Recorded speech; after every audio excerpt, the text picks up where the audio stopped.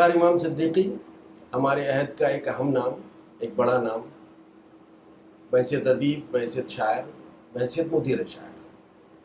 لیکن یہی چیزیں افتخار صاحب کے نام سے جڑی ہوئی نہیں ہیں، بلکہ جب بھی ان کا نام ذہن میں آتا ہے یا ان کا نام کہیں لیا جاتا ہے، کسی تذکرے میں آتا ہے، فوری طور پر حضرت سیماب اکبر آبادی کے نام سے ان کی وابستگی کو ظاہر کیا جاتا ہے. چنانچہ افتخار امام صدیقی یعنی حضرت سیماب اکبر آبادی کے پوتے، افتخار امام صدیقی یعنی حضرت اعجاز صدیقی کے صاحبزادے. جو لوگ یہ ساری باتیں جانتے ہیں ان میں سے چند ایسے بھی ہیں جنہیں تھوڑے سے تاریخی حقائق کا بھی علم ہے. مثال کے طور پہ جو لوگ حضرت سیماب کے خانوادے سے تعلق رکھتے ہیں یا ان کے قریب رہے ہیں، وہ جانتے ہیں کہ جب وطن تقسیم ہوا تو اس کے تقریباً 6 ماہ بعد یا 1 سال بعد سیماب صاحب نے پاکستان جانے کو فوقیت دی تھی، لیکن گھر کے دیگر افراد، گھر کے بہت سے افراد یہیں پر موجود تھے. مثال کے طور پہ اعجاز صدیقی صاحب یہیں پر موجود تھے. اب وہاں جانے کے بعد انہوں نے یہ دیکھا، ظاہر سی بات ہے کہ جب انہوں نے وہاں جانے کو فوقیت دی، ترجیح دی، تو انہوں نے کچھ سوچا ہوگا. اب بہت مرتبہ انہوں نے کہا کہ اعجاز صاحب جو ہے وہ وہاں پر چلے جائیں، لیکن اعجاز صاحب نے کہا کہ نہیں، آپ نے جو فیصلہ کیا ہے وہ آپ کو مبارک، لیکن میں اسی ملک سے جڑا رہنا چاہتا ہوں اور اسی ملک میں رہنے کو ترجیح دوں گا. چنانچہ بہت سارے خطوط لکھے گئے اور بار بار اصرار کیا گیا کہ آپ پاکستان آ جائیے، لیکن اعجاز صاحب نے اس کو قبول نہیں کیا. تو یہ ایسی حقیقت ہے جو اس خاندان کو اور بھی زیادہ ممتاز کرتی ہے کہ وہاں پر جو ہے وہ نئے ملک میں کچھ اردو کے نام سے اور شاعری اور ادب اور بڑا نام سے، ظاہر ہے کہ سیماب صاحب کا نام بہت بڑا تھا، تو وہاں پر جو ہے وہ بہت ساری سہولتیں، بہت ساری فیسلٹیز، بڑی مراعات، یہ سب حاصل ہو سکتا تھا.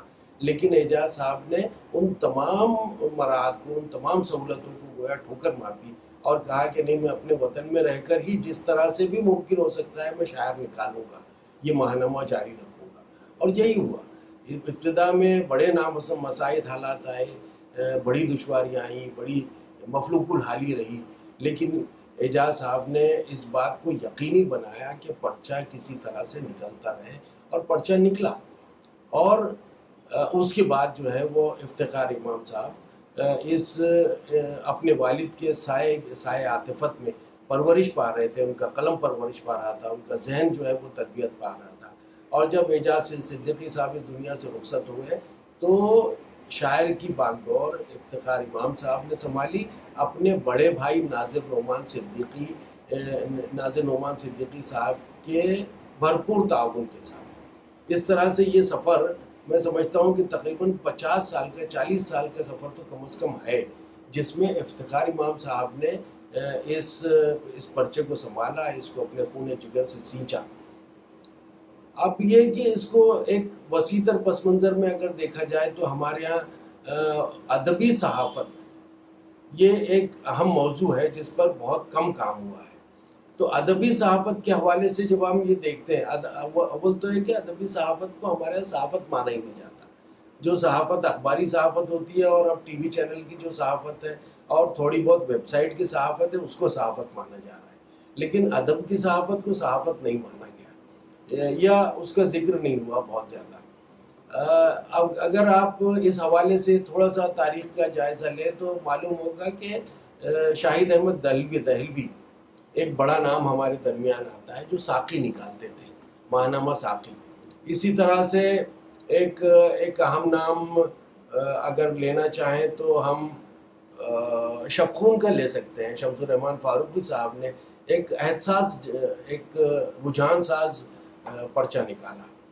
اسی طرح سے آپ کتاب لے سکتے ہیں جو عابد سہیل نکالتے تھے، اور ان کے آگے پیچھے، ان کے برابر، ان کے شانہ بر شانہ، ان سے پہلے، ان کے بعد ماہنامہ شاعر جو ہے وہ پہلے آگرہ سے اور پھر بمبئی سے نکلتا رہا، جسے آپ احساس بھی کہہ سکتے ہیں، جسے آپ رجحان ساز بھی کہہ سکتے ہیں، جسے آپ ٹرینڈ سیٹر کہہ سکتے ہیں. ایک نیا ٹرینڈ انہوں نے جاری کیا، مثال کے طور پہ خاص نمبروں کا، خاص شماروں کا. تو افتخار امام صاحب کے دور میں جو خاص شمارے مرتب پائے ان کی اپنی تاریخ ہے. مثال کے طور پہ اقبال نمبر انہوں نے ایڈٹ کیا اور بہت اچھا، بہت ضخیم اور بڑی بڑی نادر تحریریں اس میں موجود ہیں. اسی طرح سے افسانہ نمبر شائع کیا، 60 کے بعد کی شاعری کا نمبر شائع کیا. اس کے علاوہ نثری نظم اور آزاد غزل نمبر مجھے یاد آتا ہے، وہ بھی اس سلسلے کی ایک کڑی تھی. تو بہت اچھے بہت ہی عمدہ موضوعات پر افتخار امام صدیقی صاحب کا اختراع پسند ذہن جو ہے وہ کام کرتا رہا اور یہ نمبر نکالے جو ہماری زبان اور ہماری ادب کی تاریخ کا ایک بہت اہم حصہ ہے، جس کے بغیر تاریخ شاید مکمل ہی نہ ہو سکے. تو یہ تھے افتخار امام صاحب، جنہوں نے اپنے اختراعات کے ذریعے، اپنے قلم کے ذریعے اور اپنی سوچ اور فکر کے ذریعے، اپنے تعلقات کے ذریعے جو والد صاحب سے انہیں وراثت میں ملے تھے اس کو بروئے کار لانے کی ہر ممکن کوشش کی.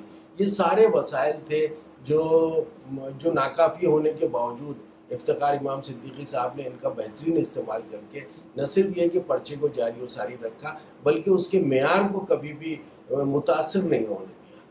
تو اب کاش افتخار صاحب جو ہے وہ کچھ برس اور ٹھہر جاتے تو ماہنامہ شاعر اپنے 100 سال مکمل کر لیتا، ان کی موجودگی میں مکمل کرتا. لیکن یہ کہ جب بھی ہم آپ یا اردو دنیا شاعر کا 100 سال کا جشن منائے گی، ہم یقیناً افتخار صاحب کو بھی یاد کریں گے، ان کے والد اعجاز صاحب کو بھی یاد کریں گے، ان کے دادا سیماب صاحب کو بھی یاد کریں گے. یہ ایک بڑا خاندان ہے، ایک بڑا خانوادہ ہے جس نے ادب کو بہت کچھ دیا ہے، زبان کو بہت کچھ دیا ہے. افتخار صاحب کے قلم ان کے اداریوں اور ان کی تحریروں کی بہت زیادہ بات نہیں ہوئی، کبھی نہیں ہوئی. لیکن یہ کہ اگر آپ پچھلے 50 برس کے شاعر کے اداریوں کا مطالعہ کریں تو پتہ چلے گا کہ اس میں موضوعات بھی نئے ہیں اور لکھنے کا انداز بھی اچھوتا ہے. افتخار امام صاحب کی کوشش ہوا کرتی تھی کہ وہ مجرد تراکیب اپنی تحریر میں خاص طور پر لے آئیں.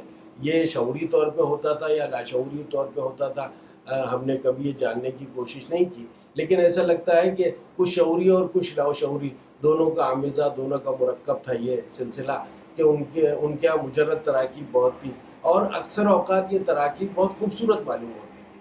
چنانچہ شاعر کے اداریوں، اور صرف اسلوب کی بات نہیں بلکہ شاعر کے اداریوں میں موضوعات کی بہت اہمیت ہے. انہوں نے ادب کی آفاقی جو سچائیاں ہیں ان کو بروئے کار لانے، ان کو سامنے رکھ کر اداریاں لکھنے کی کوشش کی اور ایک معیار عطا کیا اپنے اداریوں کو. یہی نہیں بلکہ انہوں نے یہ اس بات کی بار بار تلقین کی کہ شاعر اور ادیب جو ہے یا کوئی بھی فنکار جو ہے اس کا سچ سے گہرا تعلق ہوتا ہے، وہ سچا ہوتا ہے، اسے سچ ہی لکھنا چاہیے، سچ سے سمجھوتا نہیں کرنا چاہیے. یہ ساری باتیں ان کے قلم کا حصہ تھیں جو مسلسل. اور ایک خاص بات یہ بھی کہنا چاہوں گا کہ اس کے ذریعے، شاعر کے ذریعے انہوں نے نئی صلاحیتوں کو ہمیشہ ترجیح دی اور نئی صلاحیتوں کا حوصلہ بنانے کی کوشش کی. یہ ایک بہت بڑی بات تھی. جس عہد سے وہ آ رہے تھے اور جس عہد میں جی رہے تھے اس میں نئی صلاحیتوں کو بہت زیادہ اہمیت کبھی بھی نہیں دی گئی، لیکن افتخار امام صدیقی صاحب نے اس بات کو یقینی بنایا کہ شاعر کے ذریعے نوجوان صلاحیتیں فروغ پائیں، نوجوان صلاحیتوں کو اپنی تخلیقات کے منظر عام پر لانے کا موقع ملے. اور یہی وجہ ہے کہ انہوں نے خصوصی گوشوں کا جو سلسلہ شروع کیا تھا اس میں سمجھتا ہوں کہ شاید ہی کوئی ایسا شاعر یا ادیب آیا ہو جو بہت سینئر ہے، جو بہت ممتاز ہے یا جس کی بہت اہمیت ہے، بہت سارے لوگ جسے جانتے ہیں.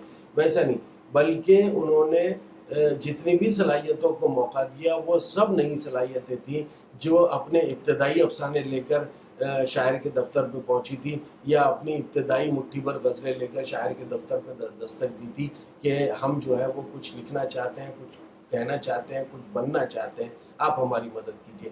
ایسے لوگوں کی شناخت افتخار صاحب نے کی اور ایسے لوگوں کو موقع دیا. یہ میں سمجھتا ہوں کہ ابھی ناظم نعمان صاحب ہمارے درمیان ہیں، اللہ ان کو صحت مند رکھے. ان کے چھوٹے بھائی حامد اقبال صاحب بھی ہمارے ساتھ ہیں اور ماشاءاللہ بہت ہی عمدگی کے ساتھ وہ افتخار صاحب کے ساتھ کا ساتھ دے رہے تھے شاعر کی عدارت میں، تو یہ پرچہ انشاءاللہ جاری و ساری رہے گا. لیکن میں خاص طور پہ حامد اقبال صاحب سے یہ امید کرتا ہوں کہ وہ جس تاریخی پس منظر سے گزر کر، جن تاریخی مراحل سے گزر کر یہ پرچہ یہاں تک آیا ہے، ان کو ان قدروں کو، یعنی شاعر کی خصوصی قدروں کو بروئے کار لاتے ہوئے اس پرچے کو جو ہے وہ جاری و ساری رکھیں گے، اور انشاءاللہ ہم اسے 100 سال تک پہنچائیں گے. اس ان چند الفاظ کے ساتھ میں افتخار امام صاحب کو دل کی گہرائیوں سے خراج عقیدت پیش کرتا ہوں. ان کے لیے دعا کرتا ہوں کہ اللہ تعالیٰ ان کی مغفرت فرمائے، ان کے درجات کو بلند کرے.